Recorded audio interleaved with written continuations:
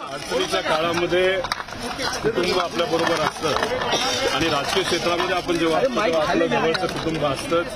माझी पत्नी इथं आलेली आहे, माझे वडील इथं आलेले आहेत, काकी इथं आहे, माझी बहीण इथं आलेली आहे.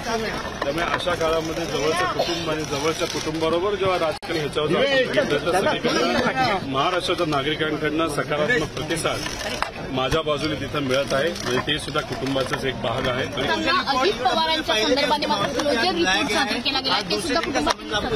क्लोजर रिपोर्टच्या बाबतीत जे काही ईओडब्ल्यूने फाईल केलं त्याच्याबद्दल डिटेलमध्ये मी परत जेव्हा ईडी ऑफिसमधून जेव्हा येईल जर आलो तर नक्कीच याच्याबद्दल मी जास्त स्पष्टपणे बोलू शकतो.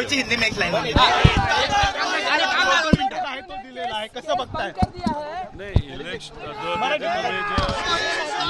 ईओडब्ल्यूने जो रिपोर्ट दिलेला आहे त्याबद्दलची माहिती मीडियाच्या माध्यमातून आम्हाला काल परवा कळाली आणि ती कळाल्यानंतर मी जे काय वकिलांशी बोललो त्यांच्याकडनं काही गोष्टी समजून घेतल्या.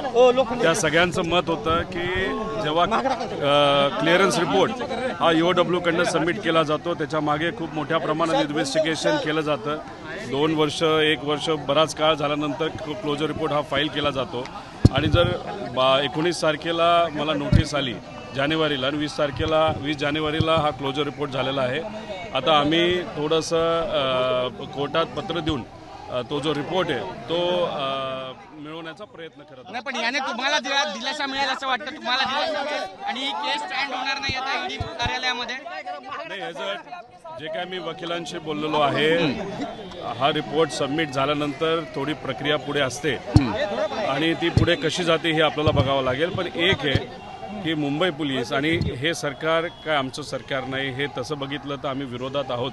आणि या सरकारली आणि तिथं असणाऱ्या पोलिसांनी जेव्हा हा रिपोर्ट फाईल केला म्हणजे आजच्या सरकारला आणि तिथं असणाऱ्या पोलिसांना या कारवाईमध्ये कुठेही काही नाही आहे असं वाटतं आणि आम्ही हेच म्हणतोय की या कारवाईमध्ये कुठेही काही नाही. आणि माझं नाव तर याच्यामध्ये जो PIL फाईल केली त्याच्यामध्ये सुद्धा माझं नाव नव्हतं, माझ्या कंपनीचं नाव नव्हतं.